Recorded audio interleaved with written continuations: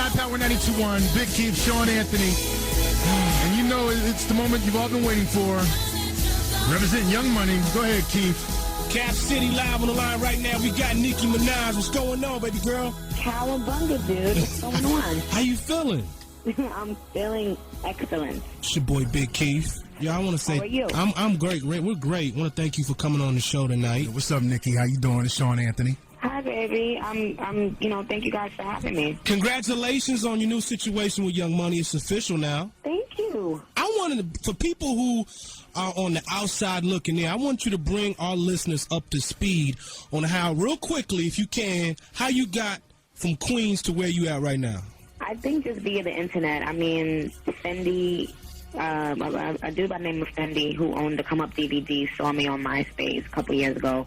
I was still living in Queens, and, I started doing underground DVDs and mixtapes, and actually the first DVD I did, Lil Wayne saw me on the DVD, and he liked me, and he was just in the process of forming Young Money, and so he made a phone call to my people, and we just started working on music, and then when his situation at Young Money really got official, and I was at a better place to negotiate, we inked our deal together.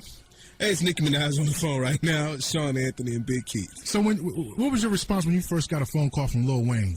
I thought that it was a joke. I mean, honestly, to be a New York rapper and to have anybody outside of New York reach out first, it was like, yeah, right, stop playing, get off my phone, you lying. It was that type of reaction. I mean, and then when it really started to sink in, I was excited. This was somebody that I had watched for a very long time with the Hot Boys and all of that stuff.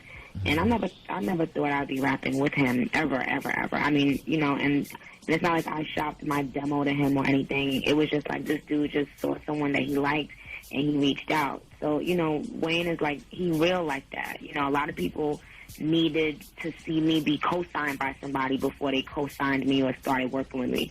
But Wayne didn't need that. Now, the video you're talking about is one that you did the Biggie cover, right? No, everyone remembers that one, but I'm actually talking about the first one. That was on the Come Up DVD, Volume 11, and I did a song called Click Clack.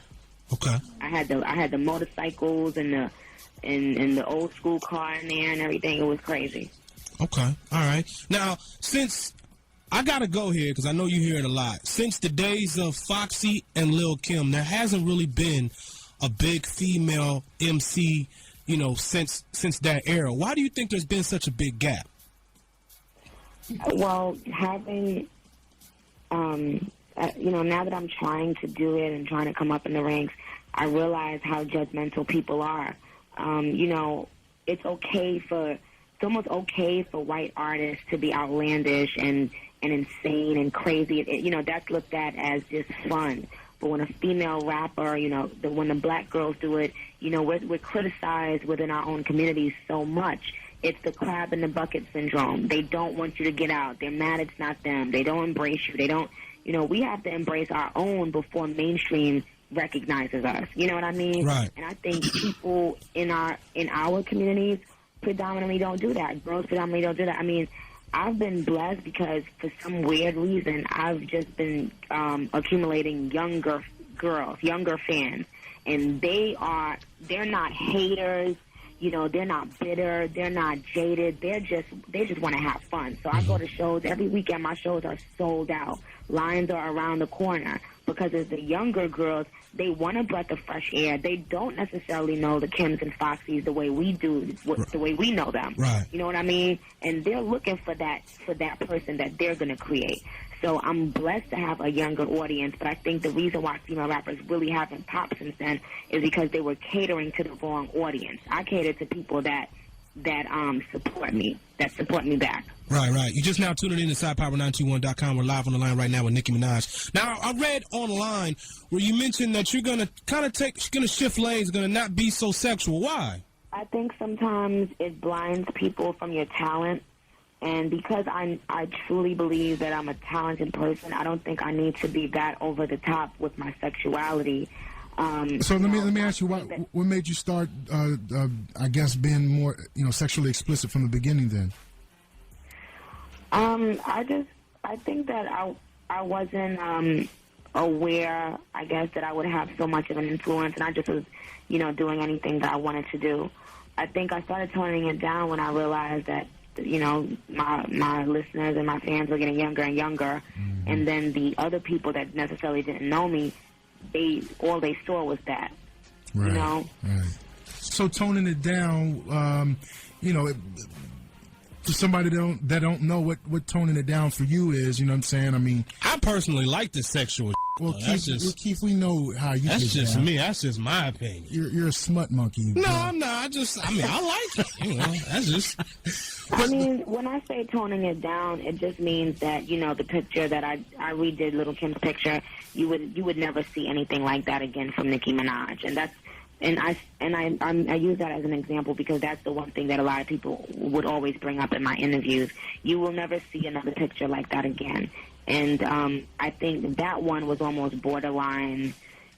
I don't want to even go that far, but it just was it was too over the top. But I did it to make a statement. I did it, to pay homage to Kim and all that.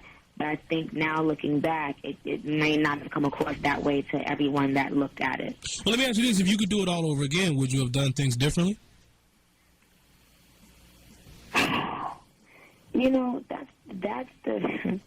That's the no. I can't say I would because where I am right now in my life, I'm so happy.